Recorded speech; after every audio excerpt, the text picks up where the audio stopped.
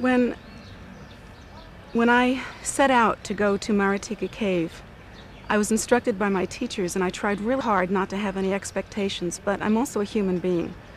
And I had expectations. I had an idea that I was going to meet an experience that I was familiar with, that maybe I would even see Guru Rinpoche or perceive him in some way that I was familiar with. And that didn't happen, but it did happen in a certain way. I found that when I first saw the land around the cave and sensed the energy of that place, it felt familiar, not like I'd been there before directly, but almost like a dream I'd once had, almost like a smell or a taste of a dream that I once had. And then when I entered the cave, I found myself shocked by the activity that was there. It was very busy, very dirty, very smoky, and mostly what was going on there was concerning the Hindu faith, and I, of course, am Buddhist. And so at first it took, well, there was a shock, you know, and at first it took acclimating a little bit. But then I also did exactly what my teachers told me to do, which was to relax my mind and to look a little bit deeper beneath the surface. And although I did not see Guru Rinpoche in the form that I normally am accustomed to seeing him in, the ones that he is depicted in our practices, I knew that he was there. I felt his blessing. The feeling was of almost like there was a flow of nectar in that cave, and that I could somehow taste it or smell it, and that it was on the tip of my tongue, but it wasn't coarse or crude enough to be actually consumed or swallowed. And then when I began to meditate, I had some pretty wonderful experiences. One of my first experiences was that I couldn't orient myself in the cave. I couldn't figure out where it was that they might have actually practiced, because the floor of the cave had been made straight and with concrete and bricks and that sort of thing. And I'm sure it wasn't like that so long ago. But I saw this man that I didn't see any other time, and he indicated for me to go to a certain place, and I went there, and sure enough, there I felt something very powerful. So I went into my meditation, and my meditation was very easy. It was very smooth to go right into it.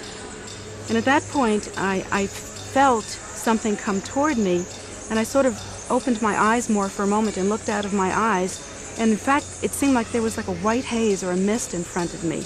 But still, I tried very hard not to expect anything or to see anything in a concrete way.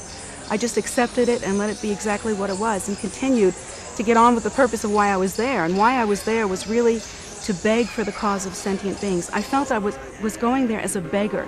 You know, not as someone that had a right to be there, like, gee, I'm this incarnation of somebody, but more like a beggar, just going there to beg for the end of suffering for sentient beings. And so in my practice, that's what I was doing.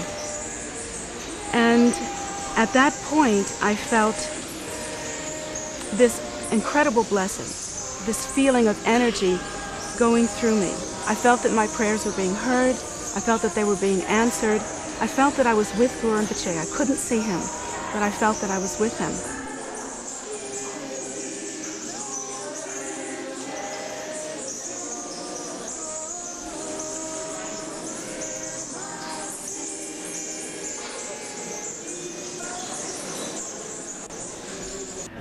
So at some point in my practice, for some reason, I was moved to look to the center of the cave. And there I saw, both with my eyes and kind of with my heart, an image of Buddha Amitayus in union with consort. A very, very large image, almost coming to the top of the cave. And actually, the story is that Guru Rinpoche and Mandarava had an image or a visitation of Buddha Amitayus, and he actually gave them the blessing by which they became that. And I actually saw that there, and I felt very, very familiar with that, very much in harmony with that, very belonging to that. And yet still I understood that the real reason why I had come was to beg for sentient beings, and I didn't lose sight of that. And interestingly, when I realized that to my core, that was the only reason to be there, not to celebrate someone I had been, because after all, what's the point of that? At that point, interestingly, the entire cave cleared out. Everybody left. And the funny thing was that the sounds of the cave became like Dharma. They were sweet. They weren't busy. They weren't noisy. The dirty of the cave didn't seem like that. It seemed royal and magnificent and beautiful. And so I realized that although there are many things you can do in a holy place like that and many tactics that you can take, that in fact the thing to do there is to really see it with pure view and with deeper understanding. And that to me was the biggest success and the most beautiful factor in the entire visit.